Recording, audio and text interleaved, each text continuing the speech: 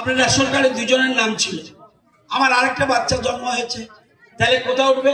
এখানে আমি ইচ্ছা করলো ওই আজকে শ্রমিক দেববর্মা এবং নমিতা দেববর্মা, ওরা দুজনের রেশন কার্ডে নাম আছে, ওনার একটা বাচ্চা সন্তান আছে 8 মাস, 8 মাস 8 বছর, 8 বছর, তাহলে 8 বছর ধরে তুলনা কেন?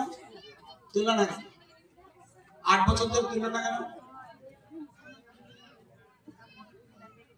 যেই হোক 8 বছর ধরে তুমি কত ক্ষতি হয়েছে বলো তো দেখি। 8 বছর তার জন্য চালু আসতো।